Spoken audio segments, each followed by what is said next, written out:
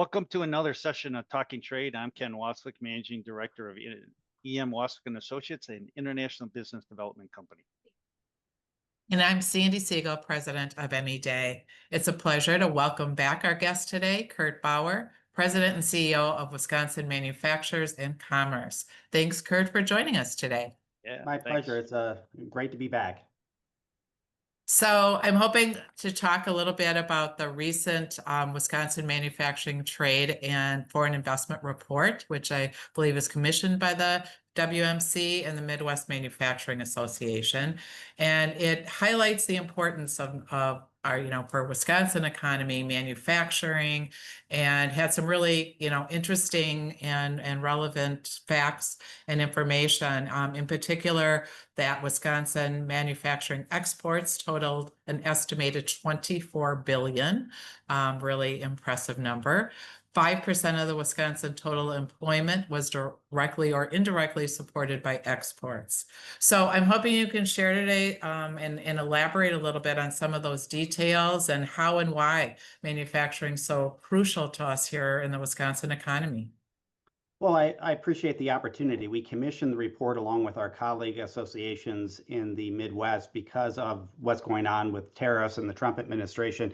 We wanted to make sure that we had accurate information on how important trade is. Now, the report shows something that we already knew. Wisconsin really relies on manufacturing as our largest economic sector, and Wisconsin relies on foreign markets to buy our manufactured goods and products. Not really a big surprise, but it bears emphasizing because of the importance it has to the Wisconsin economy and jobs. Wisconsin also depends on manufacturing more so than other Midwestern states. And of course, the Midwest is the industrial heartland of the United States. Manufacturing share of the GDP in the US is about 8%. Midwest-wide is about 12%, and as I indicated, it's about 18% in Wisconsin. So you can see it really matters a lot to Wisconsin. Manufacturing, we call it our economic super sector for job creation and wealth creation. 18% of GDP, as I already indicated, by far our largest economic sector. It contributes $73.7 billion to the Wisconsin economy, 480,000 Wisconsin jobs. That is number one per capita in employment. We are just a 0.5% above Indiana in that category, so we win the title for now.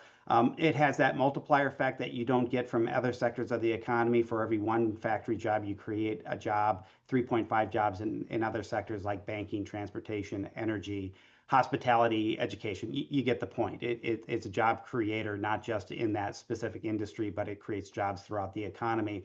It's also our driver on exports, as I already indicated. Sandi, you mentioned 24 billion in exports in 2024. That is a lot, by far the most. We're a manufacturing state, we're an agricultural state, but most of what we export is manufacturing. 150,000 jobs, manufacturing jobs, are directly related to manufacturing exported goods. In addition to that, 88,000 non-manufacturing jobs are supported by manufacturing exports. Again, it's that multiplier effect that we have. And then people always ask me, so what do we export? Three largest categories: agricultural, construction, machinery. So think Case, New Holland down in Racine, John Deere, Caterpillar, the old Bucyrus Erie in Milwaukee, Komatsu, the old P&H in the Menominee Valley in Milwaukee, computer equipment. People don't necessarily think of Wisconsin in those terms, but we generate a lot of high-tech advanced manufacturing, think GE Medical, and then navigational and control instruments. So think Rockwell Automation. Well, that's a real good overlay of overview, I should say, of the entire manufacturing sector here in this state and all the Wisconsin as well, and the Midwest. And exports, as you mentioned, is a real key ingredient, making sure that we have access and we have customers overseas. Tariffs will increase the raw material costs. Let's just take steel and aluminum costs, right? So you add a tariff, and not all the steel and aluminum is made by U.S. manufacturers. So can you comment on how have the tariffs affected the exporters, manufacturing exports, with these raw material increased costs that everybody is experiencing? Yeah, tariffs are basically a tax, so it has increased costs for some. Our membership is a bit divided on this. We have some that like tariffs, some that don't, and I can go through all of that. But it really depends on what you make, what you grow, where you sell it, where you source inputs, what your supply chain looks like. So it really depends on those different factors on how you evaluate whether or not you're in support of what the president is trying to do. Those that are opposed tend to be our larger manufacturers. Um, the tariffs have certainly created uncertainty and confusion. It's hard to price products. Some of our members say that they're only pricing products for 24 hours because the tariff situation has been so fluid. Seems like it's stabilizing a little bit, but it's still not where it needs to be.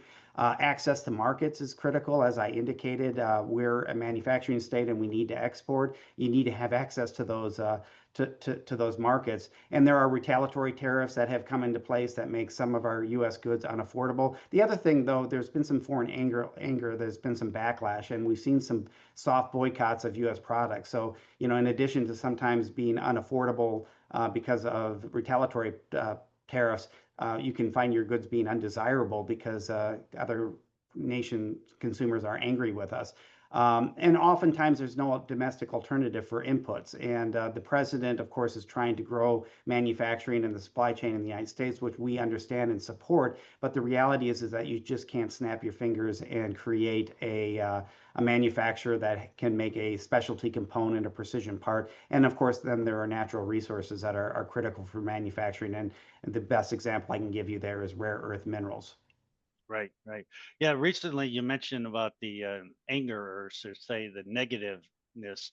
I was recently in Europe for business meetings and a little holiday, and it was amazing. Almost every single conversation started with, "Why are you doing what you're doing to us?"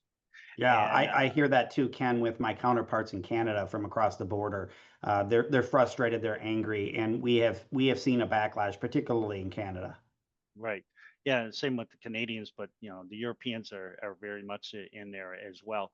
So flipping the size, you said that there's some of your members are supportive of the tariffs, and there's a positive here, even though the raw materials are increasing. I know labor is a shortage here, especially on some critical job functions like welding and things of this nature. So what are those members saying? That is there an uptick in some domestic manufacturing here? Well, we have been surprised on how much support there is among our membership. We were expecting the vast majority of our members to oppose the tariffs because of all the things that I just described. But there are two primary reasons why our members may support tariffs. One is fundamental fairness. The other is opportunity. So let me start with fairness.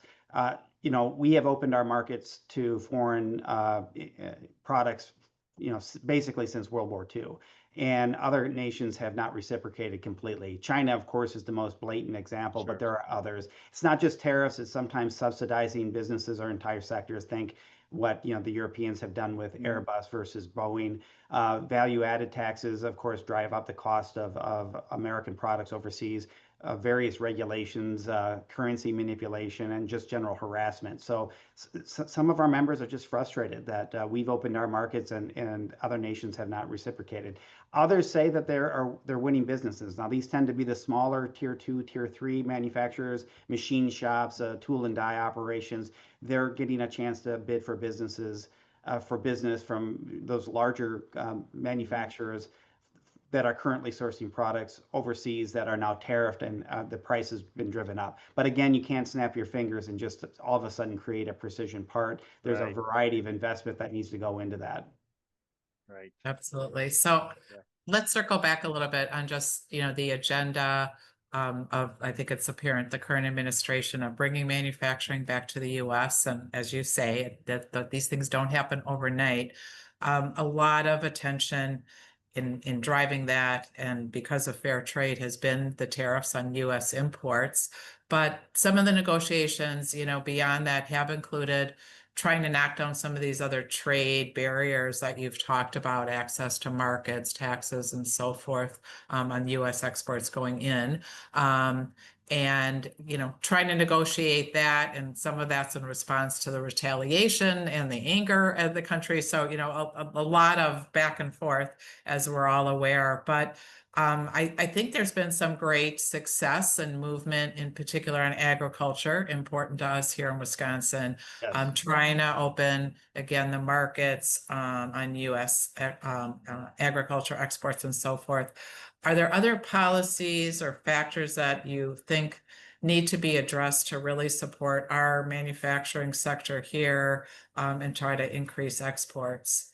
Yeah, that's a great question. And the tariffs would be the stick approach, and some of the other policies could be the carrot approach, because we do support what the president is trying to do to grow manufacturing. We think it's an economic and a national security imperative. We control our own destiny.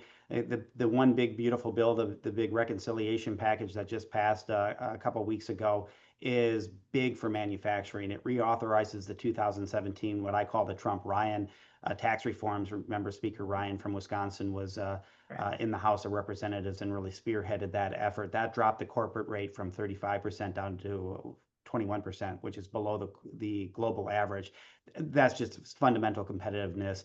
A couple other things that are in there from a tax perspective. The Biden administration, for some reason, forced manufacturers to amortize capital and expenses over a 5-year period. That's a huge disincentive to invest. The big beautiful bill brings that back to, you can write that off in the year in which you make the investment. That's huge. Increases deductions for R&D. Manufacturers are the biggest investors in research and development, so that's another big incentive. The other things, though, beyond that, on energy, manufacturers, of course, are the biggest users of energy in the economy. The caveat to that would be data centers that are coming in. They actually use more than manufacturers, but that's a topic perhaps for another day. Mining, I mentioned rare earth minerals, copper, and all kinds of machinery and technology. We have all of these resources here in the continental United States and in Alaska, to some extent in Canada as well. We control our own destiny there. And then regulations. The National Association of Manufacturers, who we are partners with, estimated a couple years ago that it costs $3 trillion, I said that right with a T, per year for businesses, not just manufacturers, but all businesses, to comply with federal regulations. That is absolutely suffocating. And you just think about, that's 12% of US GDP. Think about how you could redirect those resources towards hiring, R&D, acquisitions, capital investments, et cetera. So again, we control our own destiny if we have the right policies, and we can grow manufacturing and really grow our economy, grow jobs. Manufacturing jobs pay 35% above the median. They are not just jobs, they're careers. And of course, there's a national security component to it, which the president has articulated. Right. Okay. So, yeah. I guess the proof is in, whether the negotiations and the heavy hand can counterbalance some of the cultural, political anger, and are we going to really, are we going to be welcomed with open arms? And how long is that going to take? So, well, Kurt, hopefully it's a short-term pain for longer-term gain. And again, I tend to be more on the free market side of things, but I do liken the tariffs a little bit to an addiction, cutting smoking, or quitting smoking cold turkey. There are withdrawal pains and side effects going forward, but ultimately you're better off. Fingers crossed, hopefully that's what happens.